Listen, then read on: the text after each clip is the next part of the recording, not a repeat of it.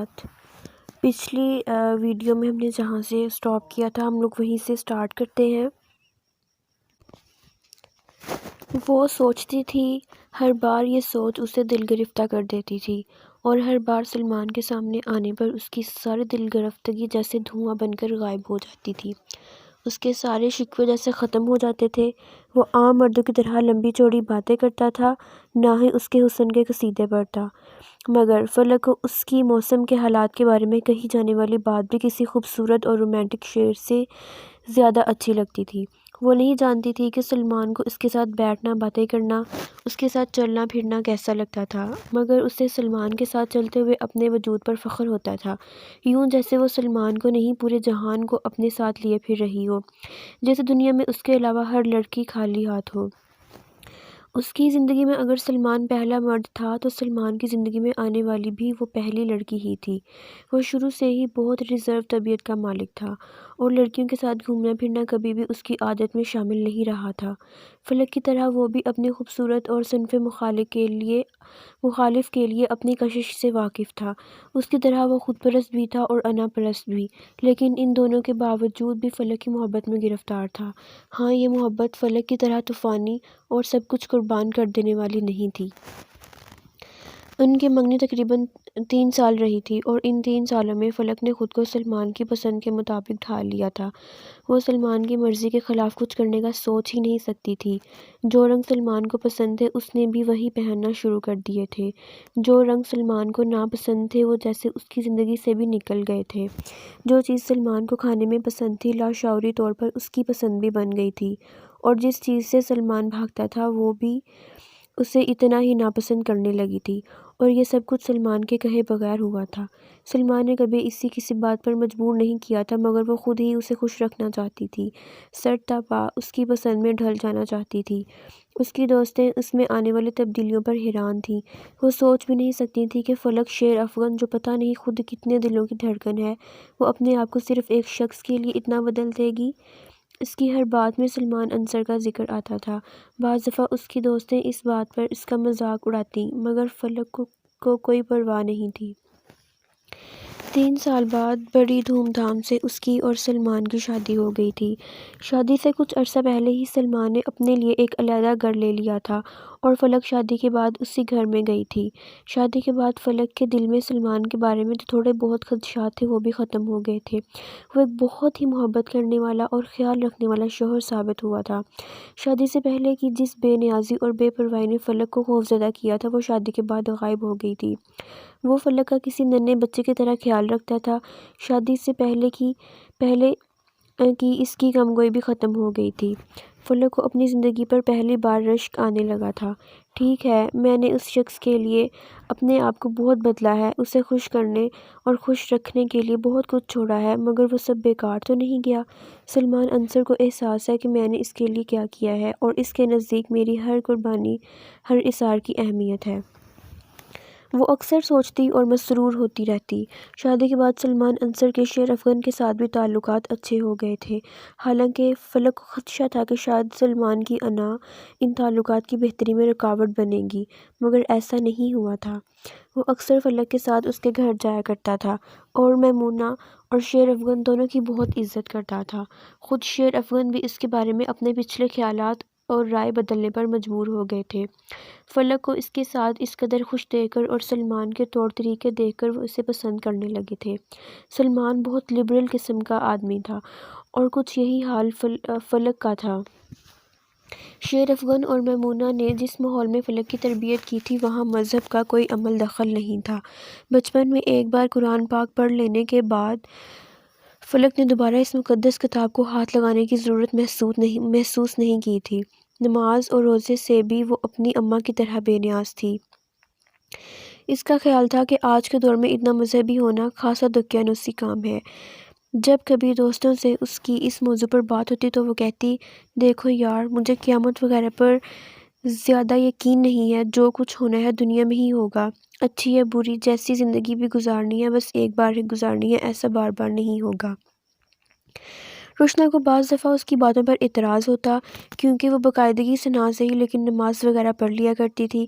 فلک کے اس اعتراض پر ہر دفعہ مسکرا کر کہتی، دیکھو روشنا، یہ عبادت وغیرہ بندہ تب کرتا ہے جب اس کی اللہ سے لمبی چوڑی فرمائشیں ہوں یا پھر اس نے اچھے خاصے گناہ کیے ہوں۔ میرے ساتھ تو دونوں مسئلے نہیں ہیں، نہ تو میں اللہ سے کچھ مانگتی ہوں اور نہ ہی میں کوئی گناہ کرتی ہوں، پھر ہر وقت مصلے پر بیٹھے رہنے کا کیا فائدہ؟ روشنا ہر بار خاموش ہو جاتی۔ وہ اسے دلیل سے قائل نہیں کر سکتی تھی کیونکہ خود اس کا مذہب کے بارے میں علم بہت کم تھا، اور وہ فلک کو دلیل کیسے دے سکتی تھی؟ فلک کے برعکس سلمان اس طرح کی باتیں تو نہیں کرتا تھا، لیکن نماز روزے سے وہ بھی کوسوں دور تھا۔ اس کے نزدیک اتنا ہی اسلام کافی تھا کہ بندہ مسلمان ہو اور اس کا نام بھی مسلمانوں والا ہو۔ ہاں، زندگی کو ویسے گزارنا چاہیے جیسا زمانہ ہو۔ اس سے پھر وہ دونوں راوی کی سیر کے لیے گئے تھے۔ شادی سے پہلے بھی وہ دونوں اکثر یہاں آیا کرتے تھے۔ فلک کو یہاں دریا کے کنارے پر تنہائی اور خاموشی میں آ کر بیٹھنا بہت پسند تھا۔ بعض دفعہ جب سلمان اس کے ساتھ نہ ہوتا تو وہ اپنے کسی دوست کو ساتھ لے کر آتی۔ کشتی کے ذریعے وہ کامران کی بارہ دری میں چلے گئے۔ دریا کے وسط میں بنی ہوئی یہ مغلیہ دور کی عمارت اس سے بڑی اٹریکٹ کیا کرتی تھی۔ سلمان اور وہ بارہ دری کے مختلف حصوں میں پھرتے اور باتیں کرتے رہتے۔ پھر جب شام ڈھلنے لگی تو وہ دونوں ایک بار پھر کشتی کے ذریعے برادری سے واپس کنارے پر آ گئے۔ کنارے سے اوپر سڑک پر جانے کے لیے انہوں نے چلنا شروع کیا تھا جب فلک نے پھٹے کپڑوں اور لمبے بالوں اور داڑھی والے ایک فقیر کو دیکھا تھا۔ وہ دریا کے کنارے سے کچھ فاصلے پر بیٹھا تھا۔ اس کی داڑھی اور بالوں میں کیچڑ لگا ہوا تھا اور پھٹے کپڑوں میں سے اس کا سیاہ سوکھا ہوا جسم نظر آ رہا تھا۔ اس نے اپنی قمیض کے دامن میں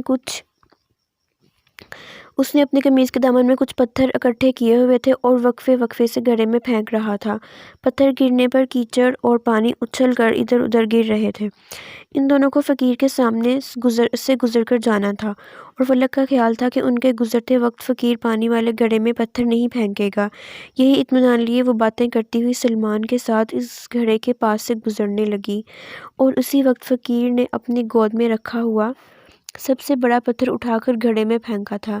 ایک چھپاکے کے ساتھ گدلا پانی اڑ کر فلک کے چہرے اور لباس کو داغدار کر گیا تھا۔ سلمان دوسری جانب تھا۔ اس کے کپڑوں پر بھی چھینٹے پڑے مگر ان کی تعداد زیادہ نہیں تھی، مگر فلک کے سفید لباس پر وہ کیچڑ بہت نمایاں ہو گیا تھا۔ You idiot! اندھے ہو تم؟ نظر نہیں آتا تمہیں کہ کوئی گزر رہا ہے؟ وہ غصے کے عالم میں چلائی تھی۔ میں واقعی اندھا ہوں، مجھے دنیا نظر نہیں آتی۔ وہ اس کی بات پر ایک لمحے کے لیے ساکت ہو گئی تھی۔ اپنے حلیے کے برعکس اس فقیر کی آنکھوں اور آواز میں بہت سکون، بہت ٹھہراو تھا۔ اس کا لب و لہجہ بہت شائستہ تھا۔ وہ ان پڑھ نہیں لگتا تھا۔ اگر اندھے ہو تو یہاں بیٹھ کر لوگوں کو گندا کیوں کر رہے ہو؟ جاؤ کہیں اور جا کر بیٹھو یا اپنے ہاتھوں پر قابو رکھو۔ اس کا غصہ پھر عود کر آیا۔ اس نے ٹشو نکال کر چہرے سے کیچڑ صاف کرنا شروع کیا تھا۔ بی بی، تو گندگی سے کیوں ڈرتی ہے؟ تجھے کیا لگتا ہے یہ کیچڑ تجھے کسی کی نظر سے اوجھل کر دے گا؟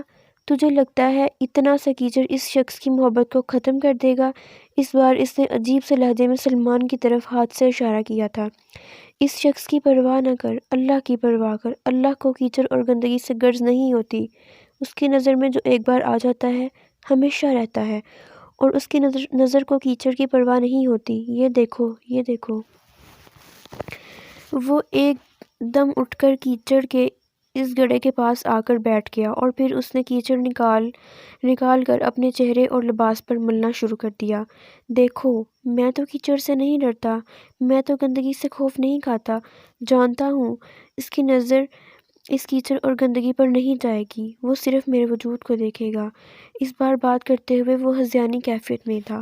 وہ ٹشو کے ساتھ چہرہ صاف کرتے ہوئے اسے دیکھتی رہی اور اس کے اشتعال میں اضافہ ہوتا گیا۔ میں جس کی نظر میں ہوں میرے لیے کافی ہے۔ مجھے جس کی محبت چاہیے مل چکی ہے، مجھے اور کسی کی محبت کی پرواہ نہیں ہے۔ یہ تو دروازہ ہے، دروازے کا کام رستہ دینا ہوتا ہے یا رستہ روکنا؟ تیرا رستہ اس نے روک دیا ہے۔ تیرا ہی کیا، ہر عورت کا رستہ اس نے روک دیا ہے، آگے جانے ہی نہیں دیتا۔ اس سے لے کر کیا کرے گی؟ یہ کل تو نہیں ہے بی بی، یہ کل نہیں ہے۔ تو کل کی خواہش کیوں نہیں کرتی؟ وجود کی طلب کیوں ہے تجھے؟ ذات کی چاہ کیوں نہیں ہے؟ اس کا ہاتھ ایک بار پھر سلمان کی طرف اٹھا ہوا تھا۔ تم بھکاری لوگ رستے میں بیٹھ جاتے ہو اور پھر بکواس کرنا شروع کر دیتے ہو۔ چلو سلمان، اس نے ایک دم سلمان کا ہاتھ پکڑ کر وہاں سے چلنا شروع کر دیا، جو اب تک بالکل خاموشی سے ساری گفتگو سنتا رہا تھا۔ ہر ایک کو بھکاری بنا کر رستے میں بٹھایا ہوا ہے اور ہر ایک خود کو مالک سمجھتا ہے۔ جب تک ٹھوکر نہیں لگتی، جب تک گھٹنوں پر نہیں گرتا، اپنی اوقات کا پتہ ہی نہیں چلتا۔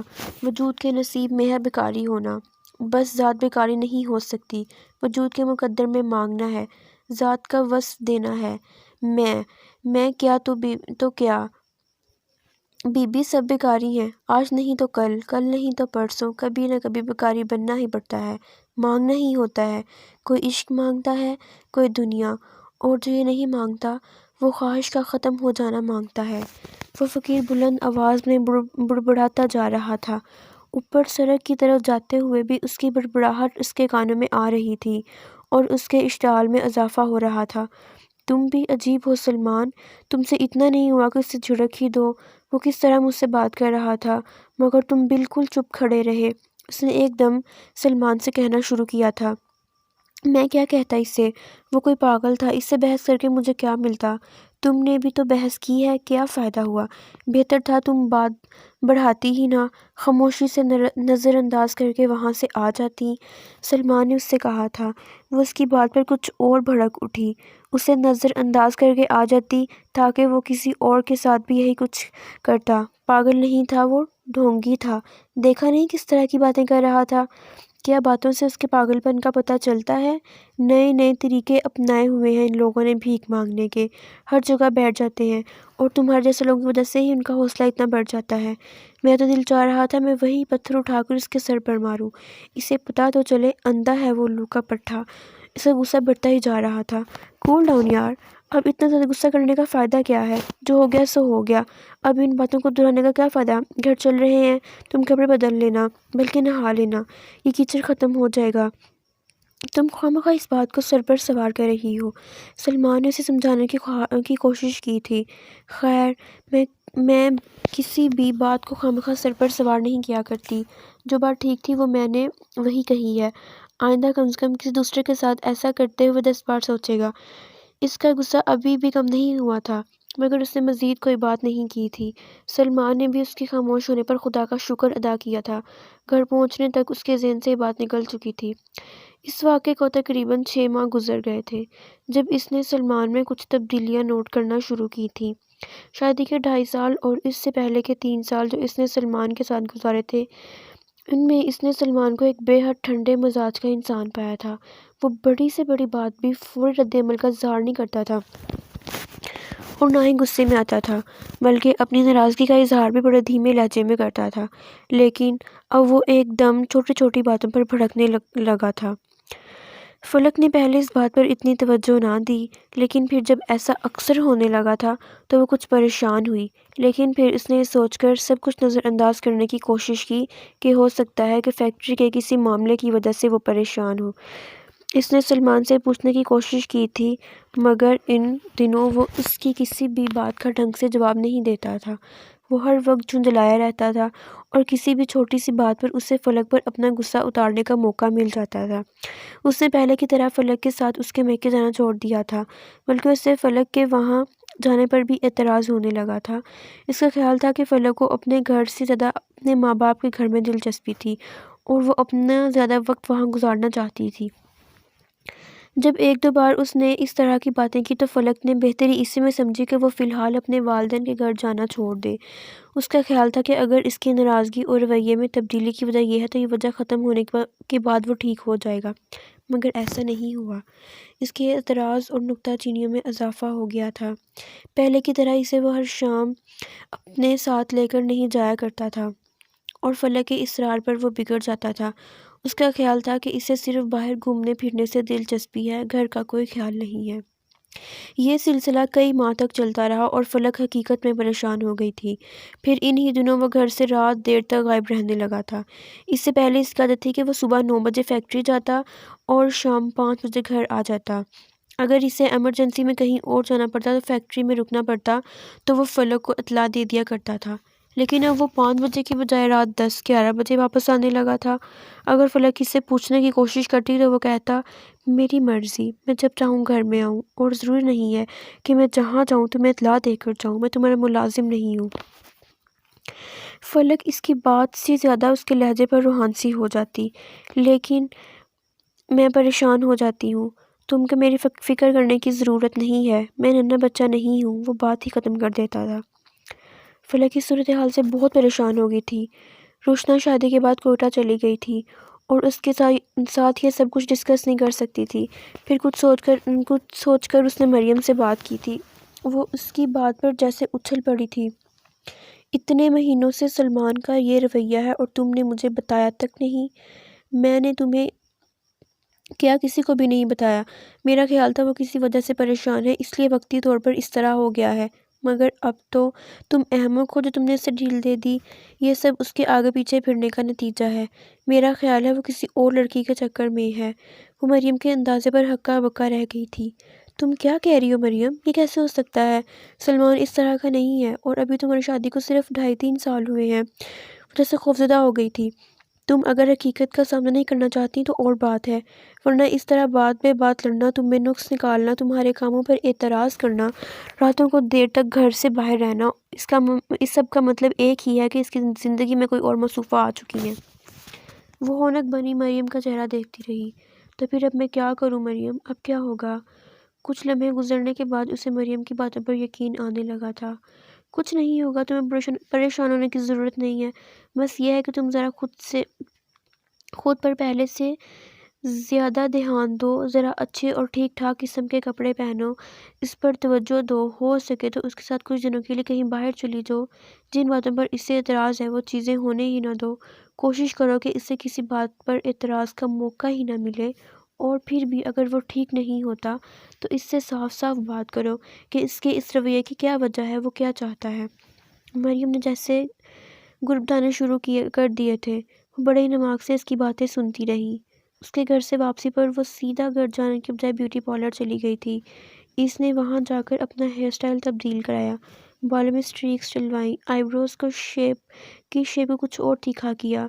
واپس گھر آنے کے بعد اس نے سلمان کا پسندیدہ لباس پہنا تھا، مگر میک اپ کرنے کے بعد اس نے آئینے کے سامنے کھڑے ہو کر اپنے آپ کو دیکھا اور اسے یقین تھا کہ وہ کبھی بھی اتنی خوبصورت اور فریش نہیں لگی تھی جتنی آج لگ رہی تھی۔ وہ رات 11 بجے آیا تھا اور خلاف معمول اس نے فلک کو لاؤنج میں دیکھا تھا۔ اس نے کچھ حیرانی سے اس کی تیاریوں کو دیکھا تھا اور پھر ایک لفظ بھی بولے بغیر بیڈ روم میں چلا گیا تھا۔ وہ کچھ دل گرفتہ ہوئی تھی۔ اس کا خیال تھا کہ وہ اتنی خوبصورت لگ رہی ہے کہ چند لمحوں تک تو اس سے نظر نہیں ہٹا پائے گا، مگر ایسا نہیں ہوا تھا۔ اس کی نظر بہت سرسری تھی۔